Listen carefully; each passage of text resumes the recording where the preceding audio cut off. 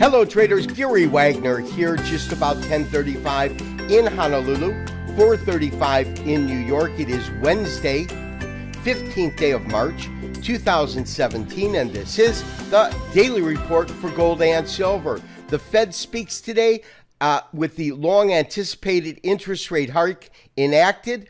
The hike that they implemented was 25 basis points or 0.25%, putting Fed funds rates to between 0.75 and a full percentage point. Still pretty low when you consider two facts. The first fact, this is only the second time we've had an interest rate hike in the last 4 months. The first time this year, of course. But more than that, this is only the third interest rate hike since the financial crisis began in 2008 and the Fed initiated quantitative easing. To say that they've had an accommodative monetary policy is an understatement, and they have been ratcheting rate increases extremely slow, and the market has reacted extremely favorably.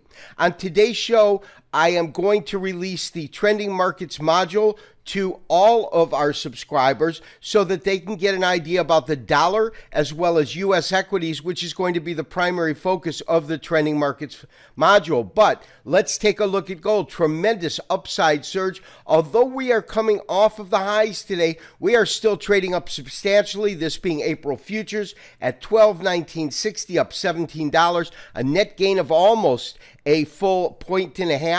The high on the day has been about 22, so we're just about $3 off of the high. And the low, 11.96. Over to silver. Silver really showing a dynamic gain today, and it has gained about 2.5%, trading up 41 cents at 17.33. The low on the day has been 16.82, and the high today, 17.37. As I said, we had a tandem run of both the precious metals and the U.S. equities markets, with the Dow Jones Industrial Average closing up about 112 points at 20,950, quickly approaching those all-time record highs very, very quickly after being under substantial pressure. And then lastly, the dollar, which had initially rallied upon the news of an interest rate hike when analysts began to really take apart what the Fed is doing and the pace at which they're moving and the timbre of moving forward. We had the U.S. dollar come under tremendous pressure, now trading off over 1% at 157, down 1.13%. So traders, there's absolutely no doubt one day does make a difference, and today is that day. We are looking at a 13-minute candlestick chart, and the reason for pulling this up as our first chart in gold is to show you how quickly we saw a price spike or increase upon the announcement by the Fed. We know that over the last, week and a half in terms of trading, we have seen the market under pressure, trading to recent lows at around 96, roughly in that area. And we also saw our highs roughly at about 1203, 1204. You can see that right here, this being the 15th. As I said, very, very short-term chart. Even if we go and compress this chart to encompass many more days, you can see that this market has been extremely flat and extremely range bound. However, we had a major upside spike. You can see that at one candle, and again, this represents 13 minutes in time, but one candle beginning with a low of 11.99 and concluding up near the highs at 12.14. So a pretty dramatic jump of about $20 from the low to the high just in this one candle. Now again, this is a short-term 13-minute chart, but this is really what we want to look at, which is our daily candlestick chart. Obviously, we have an engulfing bearish in terms of the candlestick pattern, but there's a couple of things to me that are much more important as we look at this market. The first thing is we talked about this critical area between 98 and 94, it being a Fibonacci harmonics. It is a harmonics that I said would be kind of that line in the sand that as long as we held above this particular price point, we could still make an extreme case for a bullish model in which end of last year, beginning of this year. Over time, we get this tremendous rally taking us till about mid-February, towards the end of February. From there, we go into a pretty steep correction.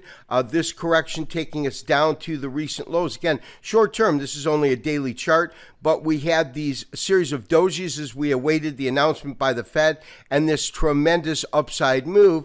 And more importantly, the upside move closed well above the 61% retracement at about 1211, 1212, which was our first minor level of resistance, which traders now, I believe, has become support.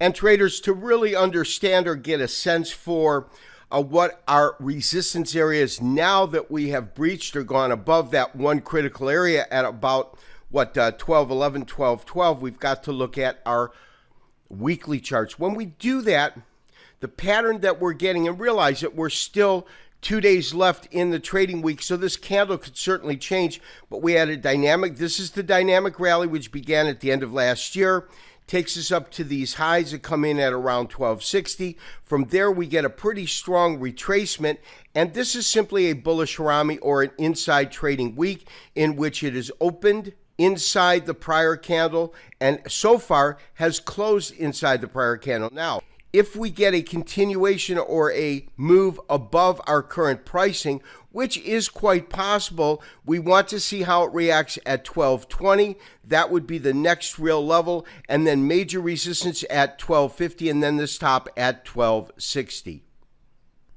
We are looking at an extremely short-term chart, each candle representing 10 minutes of the US dollar.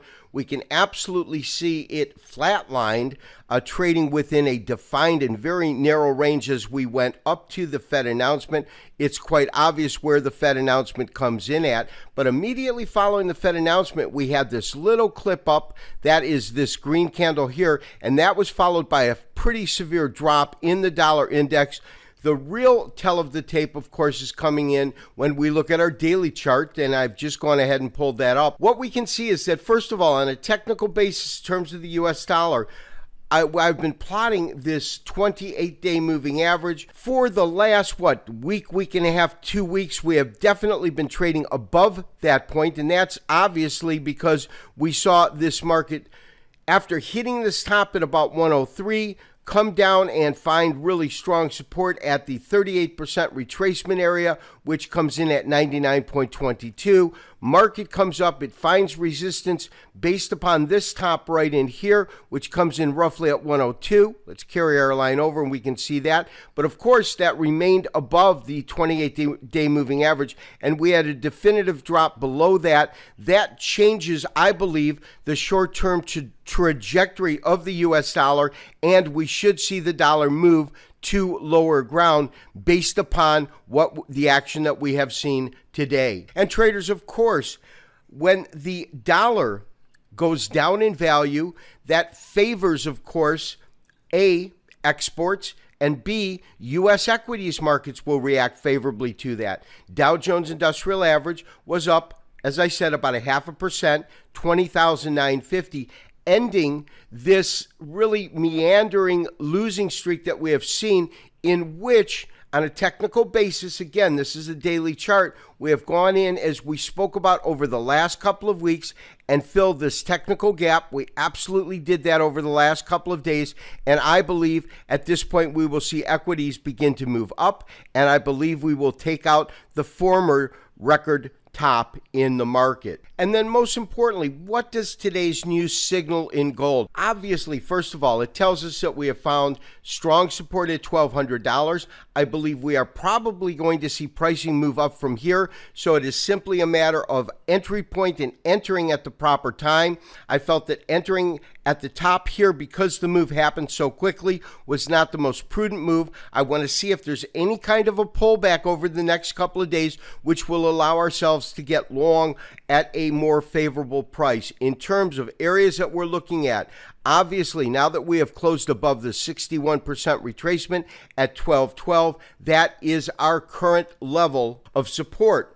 Our first level of resistance comes in at today's high, which occurred at 1222. That is a 50% retracement. Above that, 1232, 1245, and then of course this top at 1265. Those are our current levels of resistance, and if in fact our model holds any kind of a weight, this rally should in fact take us to a high above the current yearly high at 1265.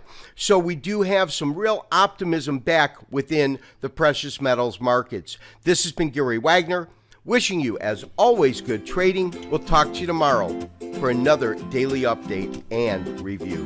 Bye-bye.